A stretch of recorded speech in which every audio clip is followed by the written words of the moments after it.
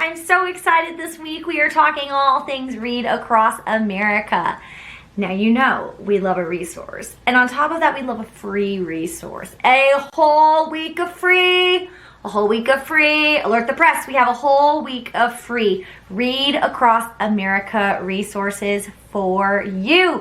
The team has worked so hard on these resources and they are phenomenal. I am using them in my classroom during the week of Read Across America.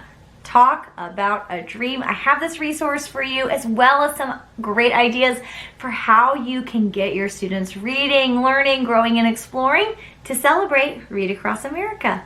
Let's get started. First things first, Read Across America is celebrated March 2nd this year.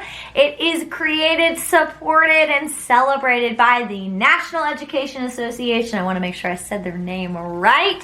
And I love it. If you go on their website, they just have the most beautiful mantra behind literature. They're currently pledging right now to help create a nation of diverse readers. And if that isn't a great goal, I don't know what is. This resource includes 5 days of activities. Each day includes the same structure for what your students are going to be doing. These lesson plans are clear, concise, and they list off everything you need. The structure we're going to be following each day is read, discuss, do, and enjoy. That sounds like a great recipe for a successful and engaging reading lesson. For read, we have these 5 suggestions for you to work into your reading lessons. However, if you don't have access to these stories, we always encourage you to hop onto the magical world of YouTube to find that read aloud, or we also have suggestions of other texts that would work really well with the suggested lesson. So, step 1, read. Step 2 is to discuss. We know those discussions are where some of our biggest moments happen as a reading teacher, and we want to make sure you are prepared to discuss these great texts. We have included for you a teacher question menu. So instead of having to go through and sticky note your read aloud the night before, use our menu. All of these questions could work in any of the suggested read alouds. And honestly, all of these questions could work in any read aloud. I am laminating the list and taping it to my desk. That's how great and just consistent these questions are. So read the text in step 1, discuss the text with your students in step 2. We also have opportunities for your students to write and reflect following that read aloud. Step 3, this is where some of the biggest moments of fun come in through these lessons. Each day has a coordinating activity for your learners to complete. We are creating these beautiful brochures about traveling to the Redwood Forest. We're writing donut thank you notes.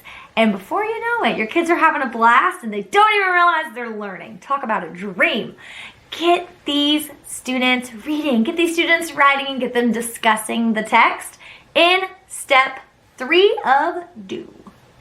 All right, we've made it to step 4. This might be my favorite one. Enjoy. And you say, Caroline, what are we to enjoy?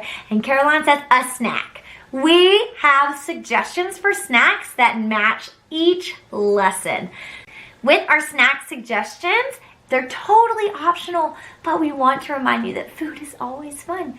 If you can maybe do 1 day of snack, definitely do that if you can. If you want to do all 5 days of snacks, I mean, I'm not going to tell you not to because I want a snack every day of the week. Students love snacks. Food brings the engagement. This activity is about making it work for you in your classroom. If the food is the way you want to go, great. If not, totally fine. We also have included a parent letter for you so you can send home that request for the snacks you might need as well as any allergies you might have in your classroom. Let those parents send in the popsicles and donut holes. We know they love to be involved in their students' learning. I know what you're thinking. Caroline, you are way too excited about this.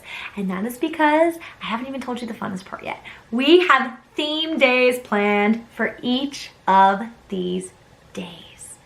Talk about engaging. This is also included in that parent letter for you to send home. Share with your parents the reasoning behind the themes and let's see those students all dressed up.